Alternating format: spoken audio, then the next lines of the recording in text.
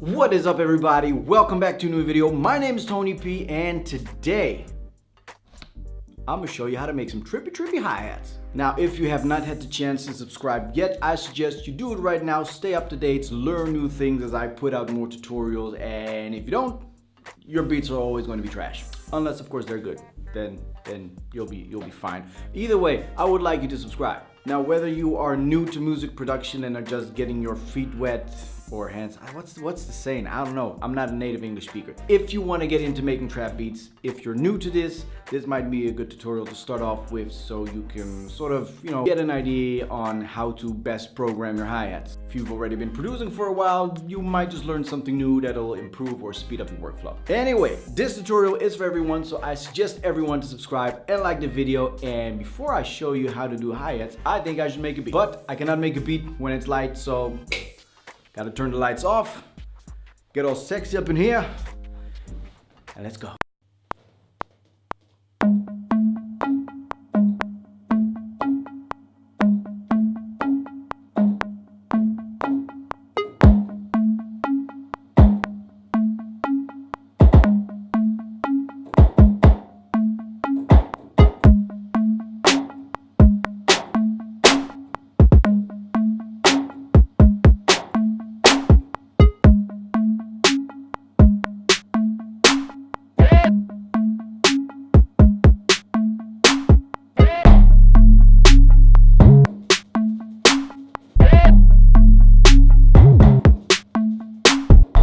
So now that the basic beat is in place, it's time to think about the hi-hats. Personally, I like to just start hitting them in as I record and then quantize and edit from there on out.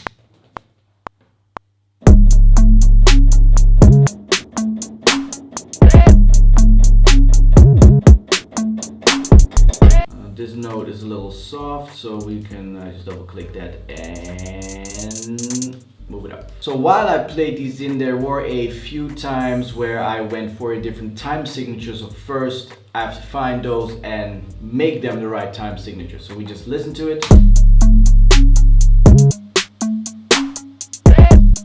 There was one of them. So these ones I don't want to be on 1/16. I actually want them to be tripled, so I will go quantize them like that.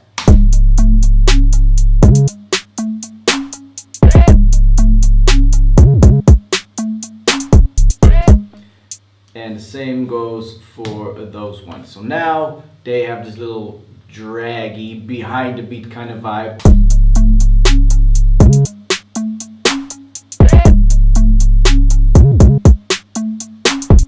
So now that the basic hi-hat pattern is done, you're gonna start to think about what other kind of creative things I could add to it. So there could be some points where you think a hi-hat roll might fit in nice, or where you might want to change the pitch of the hi-hats if that's what you're after.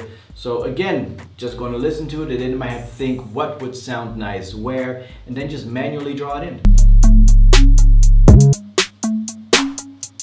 So I think this one might be nice of a roll. Yeah, this one would be nice of a roll. So we're just going to zoom in on it. So here where it says smart, I'm going to turn it into 1/64, and I'm just going to shorten it a bit and just copy and paste it on the 64th grid. So now on this particular point in the hi-hat pattern, you will have a nice little roll.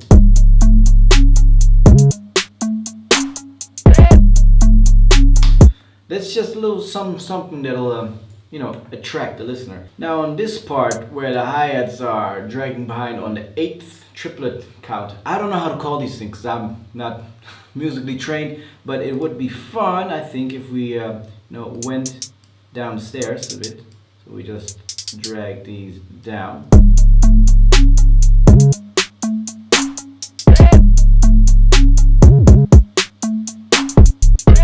And here we go down and then maybe back up.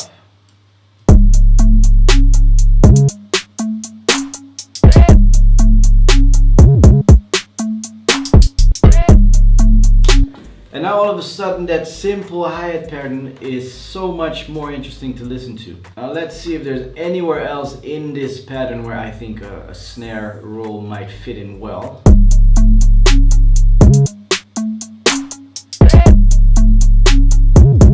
Now let's do these two. Let's make those a little smarter. So we go to the 64th again and we just copy these over like that.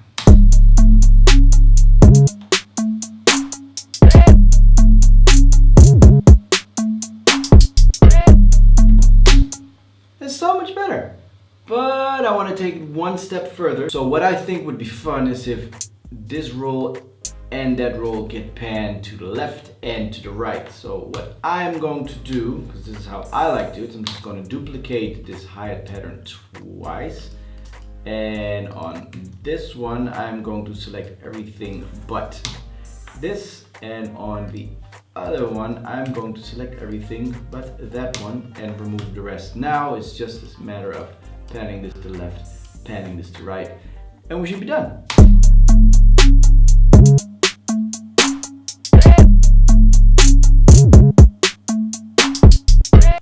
And that's it. That's all you need to know. That's how you make trippy hi-hats. Now what we could still do is if we want to make the ending a little more spectacular too, is if we just cut this one right here, duplicate this twice. We can remove this one here and, you know, we remove the 2nd, the 4th, and the 6th. And on this one we remove the 1st, the 3rd, and the 5th.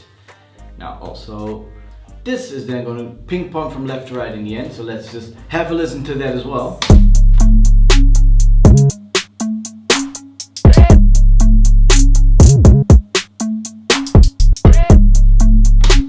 It's just a little more fun. It is just a little more fun. Actually, we can make this even more fun by tapping into the automation tracks here. Instead of volume, go to a panning. Instead of panning, let's go for the absolute one. I don't know what the difference is. Alright, so let's say it pans from all the way to one side and then slides to the center, and we do the same for here, panning up, no. Go from all the way to the side to the center, like so, and like that. So let's clear this, so that's all fine. Let's have a listen to this.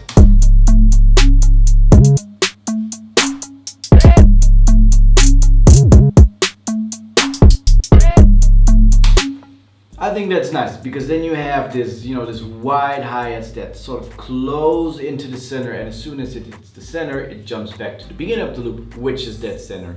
Anyways, thinking I might want to pan left and right these two notes here as well. I'm thinking, why not? We have time. Let's just these two, so delete. Yeah, because we have nothing happening there anyways. Cut these two notes as well, duplicate and duplicate, don't copy because there is nothing happening over there. So we have one note here, remove, and one note there, remove, and then we can go back to the automation part of it. Actually, we can leave it as it is.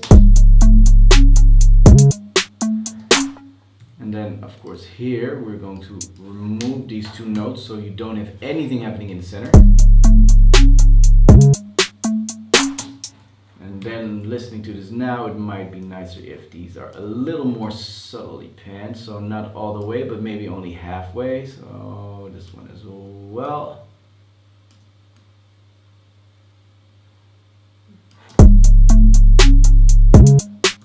Much nicer.